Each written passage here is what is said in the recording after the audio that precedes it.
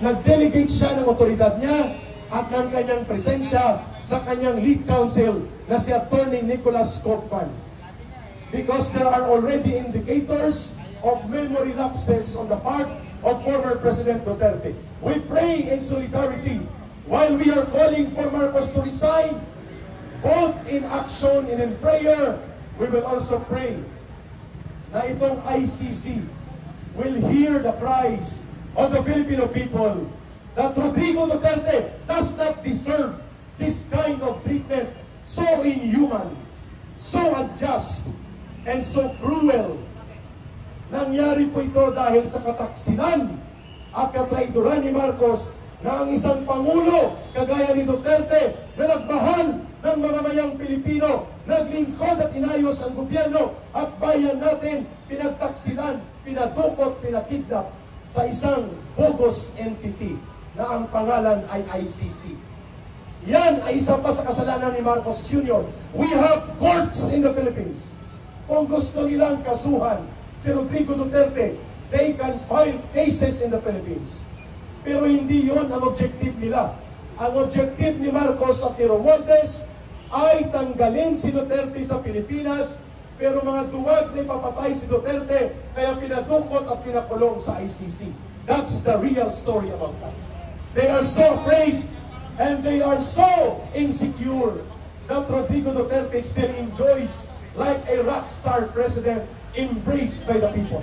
Yan ang katotohanan. At dahil dyan, pakinggan natin ang isa sa mga magbo-volunteer mula sa hanay ng mamamayang Pilipino, kagaya ni Brother Jacos na Rock and Grove. Ito naman, coming in shorts, pero buo ang loob na magpahayag dito sa EDSA's Ride. Ikaw na magpakilala, brother. Maraming salamat ka, Eric. Nakita rin tayo. Nakikita lang kita sa Facebook page mo at sa mga media outlet. Ako po si Brother Delio ng Davao City. Nandito po ako sa inyo ngayon, humaharap. Nananawagan, magkaisa po tayo. Dahil ang mandate ng Constitution ay mandate para sa tao. Binigyan natin ng mandate itong mga official na ito na manungkulan at mag-lead sa atin, pero saan nila dinala ang ating bansa? Nasaan tayo ngayon? Halos gusto nila ibenta ang sovereignty ng Pilipinas. Isa na dyan, ang ating former President Rodrigo Roa Duterte na nasa Netherlands ngayon. Bakit? Ang tanong ng maliit ng mamamayan na naninirahan under the Republic of the Philippines, inutil na ba ang ating mga Supreme Courts dito? Inutil na ba ang mga korte ng Pilipinas? Wala na bang kapasidad ng mga abogado upang ipatupad nila ang umiiral na batas sa ating bayan? Yan po ay katanungan ng maliliit na tao na tulad ko. Mga kapatid, mga mahal kong kababayan, mga mahal kong Pilipinong naninirahan under the Republic of the Philippines, mayroon po tayong pribilehiyo. Gamitin natin ito. Ibinigay ito sa atin ng Constitution Law upang i-exercise natin. Isa na dito itong pagtitipon natin na ipahayag natin ang ating nararamdaman at pagkadismaya sa gobyernong ito. Alam niyo po, hindi ko maintindihan itong mga namumuno sa mga agency ng gobyerno under the government of Marcos. Mayroon bang isang ombudsman na talo niya pa ang DOJ ngayon? Talo niya pa ang spokesperson ng presidente ngayon? Na siya ngayon ang naghahayag kung anong mayroon na dumarating sa Pilipinas para dito sa oposisyon. Mantakin nyo, buti pa siya, may kopya ng arrest warrant ni Senator Bato de la Rosa. Sana all. Yun na lang ang masasabi ko. Diba? Kaya ka, Eric, naninindigan kami, kaming maliliit na mga mamamayan, kaming walang kapasidad pumunta dito sa EDSA, walang pamasahe, pero pupusisan ko sila ngayon.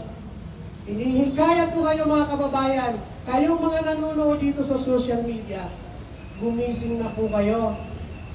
Yung flood control na yan, andito sa Metro Manila ang baha, nandun sa Davao nag-imbestiga. Sana all. Gumising po kayo. Magboses po kayo. Samahan niyo po kami rito. Maawa kayo sa bansa natin. Maawa kayo sa mga anak niyong maliliit dahil mamanahin nila itong problemang ito. Naniniwala ako na hindi pa huli ang lahat. Ang Diyos marunong. Ang Diyos mas matalino sa kanila. Huwag na nating hintayin na tayong walang kasalanan, ibigay nila ang kaparusahan sa atin. Yan ang ginawa nila kay Tatay Digong. Ako, umiiyak ako. Nung panahon na panunood ko sila dito sa Villamor at itinutulak yung ating dating presidente. Durog na durog ang puso ko. Wala akong magawa. Bakit? Etong mga nakaupo na to, sila ang may puwersa. Tayo wala. Pero hindi nila pinakinggan ang taong bayan. Sila ang dapat pinakinggan ng mga ito. Bakit? Ba't ko nasabi yun? Tayo, ng mga maliliit ng mamamayan, ang nagluklok sa kanila dyan. Tayo, ang nagbigay ng mandato sa kanila para magkaroon sila ng power. Ngunit ito ang nangyari. Nasaan tayo ngayon? Nandito sa lansangan para iyag ang ating mga damdamin. Kaya ako'y nananawagan. Kayo dyan na nakaupo, subukan nyo naman tumayo. Maraming salamat po at magandang gabi sa inyong lahat.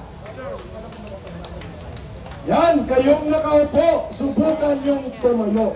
Marcos, Marcos, magnanakaw. Marcos, Marcos, magnanakaw. Marcos, Marcos, magnanakaw. Magnanakaw si Marcos. One more time with feeling. Parang saging, may feeling. One more time. Marcos, Marcos, magnanakaw. Marcos, Marcos, magnanakaw. Marcos, Marcos, magnanakaw. Magnanakaw si Marcos. Sabayan niyo si Kairik. Marcos resign. Aristuhin. Ikulong sa selda 13. Marcos resign. Aristuhin. Ikulong sa selda 13. Marcos resign. Aristuhin. Ikulong sa selda 13. Marcos resign. Aristuhin. Ikulong sa selda 13. Bakit selda 13? Yun po ang pinakamalas na selda. Walang CR. Doon siya dapat ikulong sa selda 13. Pakinggan natin ang boses ng isang nanay, boses ng kababaihan na nagsasabing